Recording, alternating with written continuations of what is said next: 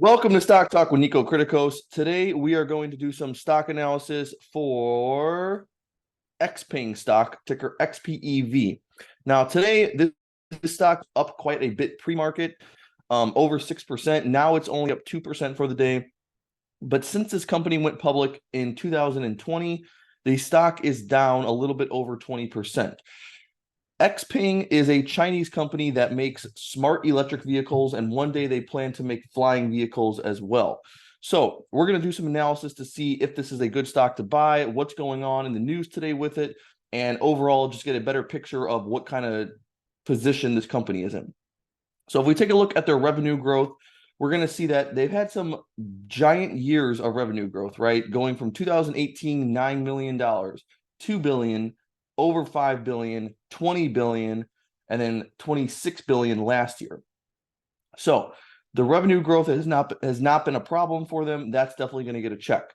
Then we go over to net income, and this is where we have a big problem because their net income keeps getting worse.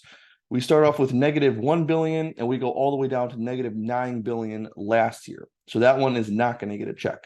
Then as for the third criteria on my list, we're looking at their price to sales because they don't have a price to earnings. The price to sales started off as high as a 12 and it went as low as a 2. Now we're up to a 5. So I would consider a 5 a more reasonable valuation. Therefore, I will give this a check. It is in the healthy range, you could say. Is the company innovative? Yes. Electric vehicles, self-driving vehicles, flying cars, all that stuff is definitely innovation, so that will get a check. Strong market share? No. If you look at this, you can see things like this is the top 6 largest Chinese players in the space, and they're not on the list. So that kind of makes me think that they probably have, less than 10%, less than 15% market share. Now, their market cap is not small, though. They have a $16 billion market cap, and what's going to make them even bigger now is the fact that today the news came out that they are announcing a $744 million deal with DIDI. So they're acquiring DIDI's EV unit, and this is probably going to make them a much bigger, hopefully more successful company. So we will see what happens there. Then we move on to the company's return on invested capital.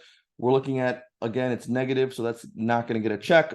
Is the equity growing? No. Initially, there was some giant spikes. And just so you know, DIDI is actually also a $15 billion company. So this is going to be quite a big deal here, right? Because XPeng is 16 billion, this company's 15 billion, should help them get some bigger market share.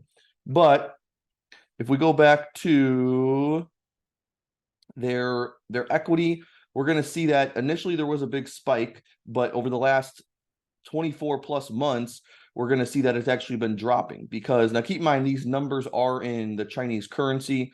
But either way, the company had negative equity in 2019, then 34 billion, 42, 36. And since that, really since December of 2021, it's been dropping because it went 42, 36. Now we're at 32. So it's not really getting much better.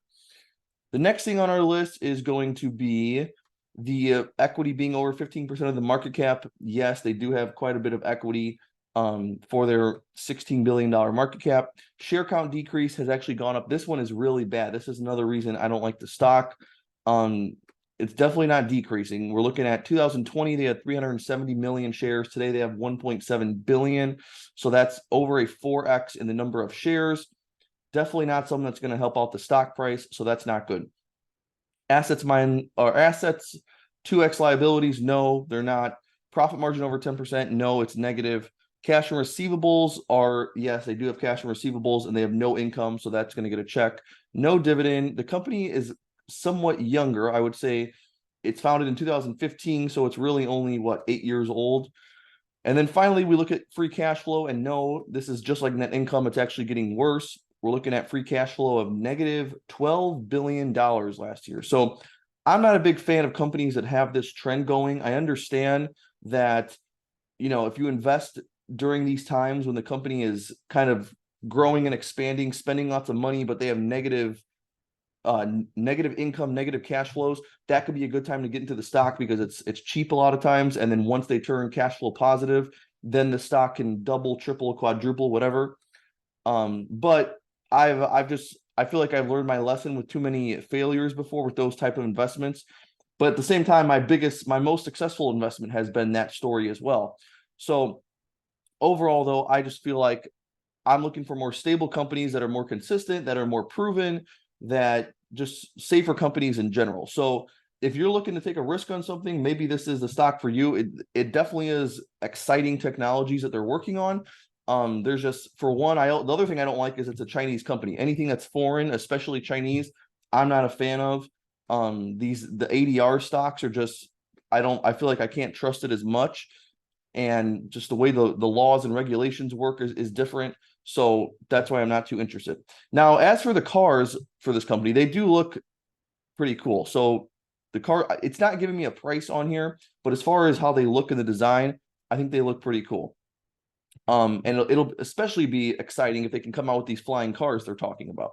So we'll see what happens. Obviously the market is liking the news today and the stock is up. But we'll still, we need to see this turn into something. And yeah, that is XPENG for you. So thank you for watching, and I will see you in the next video.